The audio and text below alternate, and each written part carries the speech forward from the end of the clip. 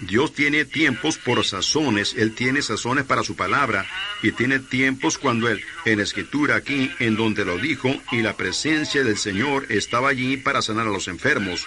Eso es cuando Jesús estaba también ministrando. La presencia del Señor estaba allí para sanar a los enfermos. Quizás en otros tiempos la presencia del Señor no estaba allí para sanar a los enfermos. Y nos damos cuenta que Dios obra todo por sazón. Y ahora, cuando Moisés, lo que él falló en encontrar fue el límite del tiempo de Dios. Entonces, cuando Dios mismo se reveló a él en la zarza ardiendo, él se dio cuenta entonces que la misma cosa que estaba en la zarza ardiendo era la cosa que a él le faltaba. Y yo creo que eso es lo que nos pasa a nosotros hoy, que muchas veces tratamos de hacer el programa nosotros mismos y fallamos de recibir lo que estaba en la zarza ardiendo. La revelación directa de la voluntad y del tiempo de Dios. ¿Qué bien le haría a usted plantar aquí algo de maíz hoy? Se pudriría, nada sucede. Si llegara a brotar, el clima frío mataría el germen. ¿Ven? No funcionaría. Tenemos que tener la sazón para ello.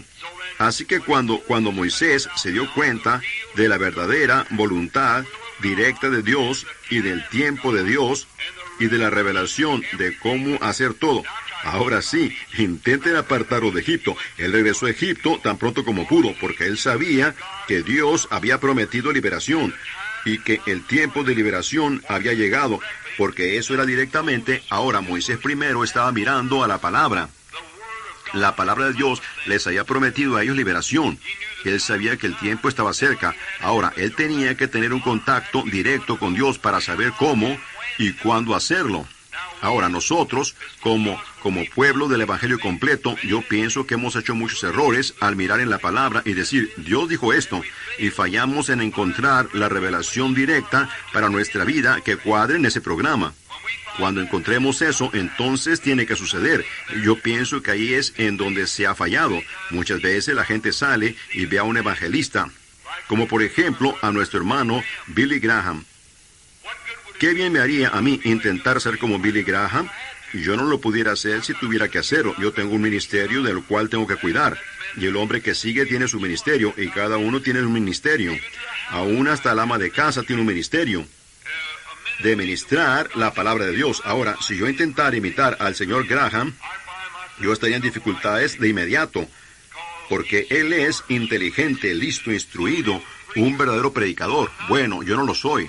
Bueno, quizás si el señor Graham intentara imitarme, él estaría en dificultades también. Así que ahí está. Así que no podemos hacer eso. Tenemos que hacer lo que Dios nos ha revelado a nosotros hacer. El hermano Graham está haciendo eso. Dios le ha revelado a él un avivamiento mundial, y él lo está demostrando también.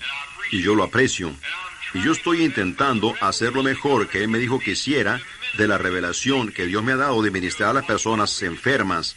Ahora, si podemos encontrar nuestra posición y saber que es la palabra de Dios que lo ha prometido, esa es la razón que Josué y Caleb no tenían temor que ellos no pudieran tomar la tierra prometida, porque los otros 9 regresaron, o los 10 mejor dicho, y dijeron, no podemos hacerlo. Bueno, esas ciudades con murallas altas, y nos miramos como langostas al lado del pueblo, son muy poderosos y están armados, y dijeron, simplemente no podemos hacerlo. ¿Ven? Ellos estaban mirando al sentido del razonamiento. Ustedes no pueden mirar al sentido del razonamiento, ustedes tienen que mirar a la promesa de Dios. Ahora, Dios ya había enviado a su ángel, y el ángel estaba en el campamento moviéndose, y la revelación de Dios había traído la palabra de Dios manifestada, y ahora ellos ya estaban preparados para entrar a la tierra prometida. Por lo tanto, Josué y Caleb tenían todas las promesas eran para ellos, porque Dios había prometido que Él les iba a dar la tierra a ellos. Y entonces ellos esperaron todo este tiempo, y luego después de un tiempo, el Espíritu Santo descendió a Moisés. Una columna de fuego se formó encima de ellos, y ellos la siguieron. Y ahí estaba ella, allá, delante de la tierra prometida, lista para cruzar. Así que él podía creerlo, porque las promesas de Dios son infalibles. Ellas son la verdad. ¿Cómo piensan ustedes que ha sido, amigos, a través de estos años, de encontrar oposición alrededor del mundo, en 20 y tantas naciones extranjeras, a las cuales el Señor me ha enviado a visitar? Y ahí había críticos y oposición y demonios y científicos tratando de refutarlo y pasarlo por toda prueba que podía ser probado. Yo soy, por la gracia de Dios, yo nunca he visto una ocasión en la que yo he temido por un momento. ¿Por qué? Porque Dios ha prometido que Él lo haría. ¿Ven? Y yo le creo a Él. Y así que cuando la oposición viene, bueno, no es para que yo me encargue de eso, es Él el que se encarga de eso. En lo que a mí respecta, es ir a donde Él me dice que vaya, correcto, Él se encargará de la oposición. Ahora, por unos cuantos momentos, para darnos cuenta posicionalmente lo que nosotros somos en Cristo Jesús, y yo pienso que si la iglesia ahora puede darse cuenta lo que ellos son y cómo entrar y qué hacer después de que ellos entran, bueno, será una cosa gloriosa cuando aprendamos estas cosas, ¿no creen ustedes así? Ahora, en el libro de Efesios, yo quiero leer la epístola de Pablo, solo una porción de ella. No sabemos cuánto nos extendamos, pero me estoy tomando el tiempo yo mismo con este reloj aquí. Pablo, apóstol de Jesucristo por la voluntad de Dios. Un apóstol. La palabra apóstol significa uno que es enviado. Yo con frecuencia me he preguntado por qué el misionero quiso ser llamado misionero. Un misionero es un apóstol. La palabra misionero significa uno enviado. Apóstol significa uno enviado. Un misionero es un apóstol. Cuando la gente dice que no hay más apóstoles y esa misma iglesia envía misioneros y dice que no hay apóstoles, yo no lo entiendo. Pero el apóstol es uno que es enviado. También el misionero es uno que es enviado por Dios. Y Pablo, no por deseo, no por gusto, no por la voluntad del hombre o sus propios deseos humanos, sino por la voluntad de Dios, él fue un apóstol. Nosotros necesitamos más como esos. Por la voluntad de Dios, él iba camino a Damasco para arrestar, piénsenlo, iba a arrestar al mismo grupo que él fue enviado para ser un apóstol. Ahora, ustedes ven cuán contrario se mira para el elemento humano las cosas que Dios hace. Precisamente las cosas que uno piensa que no haría, esas pudieran ser precisamente las cosas que uno tiene que hacer. Cuando yo primero vi a la gente del Evangelio completo, vi a una muchacha una noche pararse en la audiencia cuando la música estaba tocando y empezar a danzar de punta a punta del auditorio. Yo nunca dancé en mi vida, nunca estuve en un salón de danza y nunca quería danzar. Bueno, por el egoísmo aquí, no audible, sino en mi corazón, yo critiqué a la muchacha. Yo dije, no hay nada de Dios respecto a eso. Solo un joven predicador bautista sentado ahí, y dije, no puede haber nada en eso. Esa mujer allá en el auditorio, ella únicamente está haciendo una exhibición, ella solo quiere que alguien la mire. Yo por nada lo hubiera dicho en voz alta, pero en mi corazón yo lo estaba pensando. Algunos de ellos dijeron, ¿qué pensó usted de la reunión? Yo dije, estuvo bien, pero en mi corazón, yo no creí en eso. Así que ustedes saben, una noche de Año Nuevo, yo estaba sentado en mi propio tabernáculo y ellos empezaron a tocar esta alabanza, habrá en el aire un encuentro con Jesús. ¿Y saben ustedes lo que sucedió? Yo hice la misma cosa, así que ustedes ven por qué. Precisamente las cosas que uno dice que no haría, puede hacer que uno tenga que hacerlas en alguna ocasión.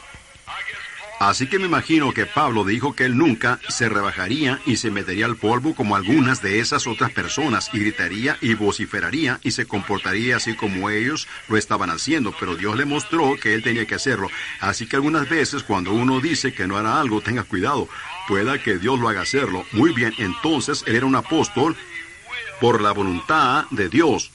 Él no tenía voluntad en ello, Dios lo hizo.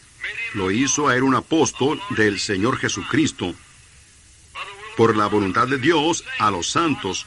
Fíjense, esto no está dirigido a los pecadores, incrédulos. Esto está dirigido a los santos o a los santificados. Escriban lo que la palabra santificar significa los limpiados y puestos a un lado para servicio. En el Antiguo Testamento es una palabra compuesta, no únicamente significa limpio, sino significa puestos a un lado para servicio. ¿Ven? Es ser limpiado y puesto a un lado para servicio. El altar santificó al vaso y él lo puso a un lado para servicio. A los santos y fieles en Cristo Jesús que están en Éfeso. ¿Ven a quién él está dirigiendo esto?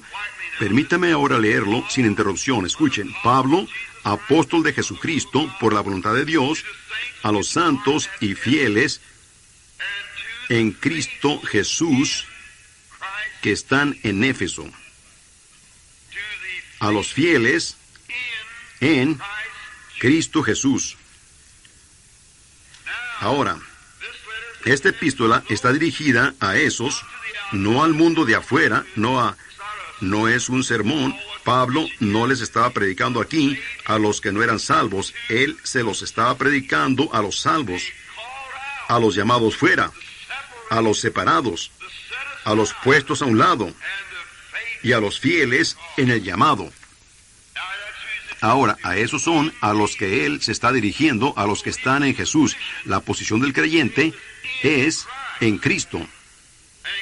Y Cristo únicamente se encontrará con el creyente.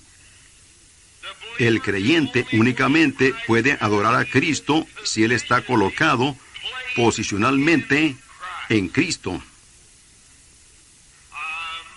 No creo que ustedes lo captan. Permítanme tomar otra dirección. Miren, un creyente no puede adorar y no tiene derecho a adorar. Ningún hombre tiene derecho de adorar al Señor estando fuera del cuerpo del Señor Jesucristo. ¿Sabían ustedes eso? Si tuviéramos tiempo para regresar y tomar las leyes sobre eso, sería hermoso. Él es quien se está dirigiendo al creyente en Cristo. Anoche yo estaba predicando de la sangre, cómo es que Dios entró al vientre de la Virgen y el Creador mismo haciéndose una célula de sangre, y de la célula empezó a presionar más allá de la célula, y por medio de ese rompimiento de la célula de sangre, rompió donde estaba encerrado rompió el velo, mejor dicho, en donde ellos lo tenían a él separado, y ahora puede traer al creyente dentro del compañerismo con él, únicamente a través de la sangre. Ellos no tenían el derecho de adorar, los que no habían venido a través de la sangre. Miren en el Antiguo Testamento, allá, cuando los creyentes, ellos tenían un tabernáculo, y en el tabernáculo, ningún hombre tenía el derecho de adorar a menos que él viniera al tabernáculo. Era un lugar en donde la sangre era ofrecida, y sin el derramamiento de sangre no hay remisión de pecado, ni promesa de que la oración iba a ser contestada fuera de la sangre. Pero los hijos de Israel iban al templo, un lugar que era designado por Dios para que todos los creyentes se reunieran en un compañerismo. ¿Lo ven? Ellos estaban juntos, cada tribu. Los fariseos, los saduceos, los herodianos, los publicanos, todos se reunían en un lugar para compañerismo. ¡Cuán hermoso! ¿Por qué? Porque allí el cordero era matado, la sangre era puesta sobre el altar de bronce y los cuerpos eran quemados y el humo subía. Y todo bajo ese humo, lo cual era olor fragante en su nariz a medida que salía del lugar, todo bajo la sangre, tenía el derecho de adorar. ¿De qué hablaba eso? Del Señor Jesucristo. Porque Dios luego vino a su templo en una columna de fuego. Cuando el templo fue hecho un lugar para adorar, para que todo Israel se reuniera, la columna de fuego entró y pasó sobre las alas de 70 pies de los ángeles. Se regresó y pasó sobre los ángeles en la pared. Regresó al propiciatorio, en donde dos grandes querubines de bronce de 14 pies estaban con sus alas juntas una con la otra, y allí se posó. Dios viniendo a su templo para ser adorado desde ese templo, en donde la sangre afuera hizo una expiación. Entonces, cuando Cristo vino a la tierra,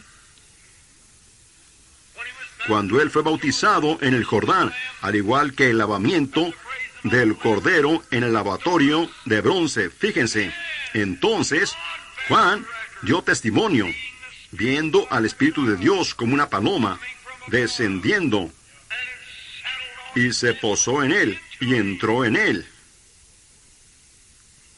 Dios viniendo a su templo. Dios estaba en Cristo reconciliando al mundo para sí mismo. Ese era su templo. Entonces, ese cuerpo, por el pecado, nuestros pecados, fue partido. Su carne partida en dos. Los vasos sanguíneos fueron rotos.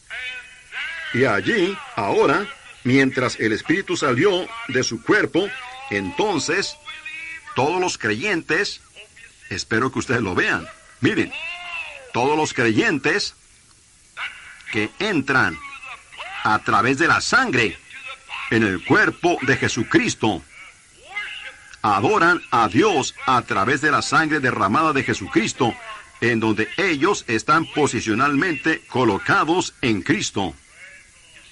¿Lo ven ustedes? Para aquellos que están en Cristo, fieles, llamados, escogidos en Cristo. A esos son a quienes Pablo les está dirigiendo esta carta. ¿No están ustedes contentos hoy que están en Cristo? ¿Cómo entramos?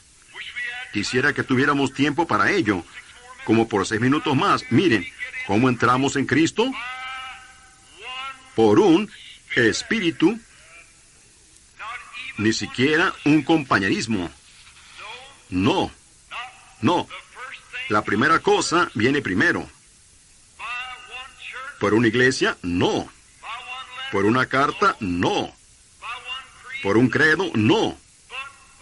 Sino, por un espíritu. Todos somos bautizados dentro de un cuerpo. No por agua, no por fuerza, no por poder, sino por mi espíritu, dice el Señor. Por un espíritu somos bautizados. ¿Qué? Por un espíritu. ¿De dónde habla el espíritu? ¿En dónde está la vida? En la sangre, viniendo a través de la sangre de Cristo. Primero, llegando a ser un creyente. Fuera de Cristo, sin Dios, sin esperanza en el mundo, condenado a morir. Entonces, Dios, por gracia, nos elige, nos llama a Cristo, lo oímos a Él dentro de la célula de sangre, llamándonos a vida. ¿Lo captan? Y entonces, venimos y confesamos nuestros pecados, y somos bautizados para la remisión de nuestros pecados. Entonces tomamos a través de la sangre, hasta que la célula de sangre, venimos a través de la sangre rociada. Entonces somos bautizados por el Espíritu Santo dentro de esta célula de sangre. Y tenemos compañerismo uno con el otro, mientras la sangre de Jesucristo, el Hijo de Dios, nos limpia de toda maldad. Oh, hermanos, allí está. Eso es lo que necesitamos. Primero venir posicionalmente a Cristo, a través de la sangre derramada, y luego estamos posicionalmente sentados en Cristo. Fíjense en esto ahora, el siguiente versículo. Primero, antes que lo dejemos, fíjense, todo el Antiguo Testamento es una sombra del Nuevo. Ningún creyente tenía el derecho de ofrecer sacrificio de adoración fuera del templo. En el templo es en donde estaba la sangre. Dios lo prohibió. Él dijo, no lo hagan. Vengan al templo para compañerismo. Nosotros no tenemos el derecho de ir afuera y empezar credos y denominaciones, destruir personas y separarlas. Debemos de entrar en un compañerismo glorioso por el lavamiento del agua, por la palabra, dentro del cuerpo de Cristo a través de la sangre. Y nosotros llegamos a ser hijos de Dios, comprados con sangre, entonces yo no tengo el derecho de decir, porque usted es un metodista, usted no es mi hermano, y usted es un bautista, usted no es mi hermano, o si usted es pentecostal, usted no es mi hermano. Todos hemos sido hechos partícipes de este compañerismo después de que hemos venido a través de la sangre. Entonces nos sentamos juntos. ¿En qué clase de lugares? Lugares celestiales, como en Cristo Jesús. Lugares celestiales, lugares celestiales. Cuando usted está fuera de Cristo, usted no entiende los lugares celestiales. Cuando está allá afuera, usted mira y dice, oh, ese montón de fanáticos, ellos no saben de lo que están hablando. La razón que usted no sabe es porque usted nunca ha sido participante del compañerismo de sus sufrimientos. Usted nunca puso sus manos sobre su cabeza bendita y sagrada y sintió los dolores del Calvario por sus pecados. Usted nunca supo lo que eso era.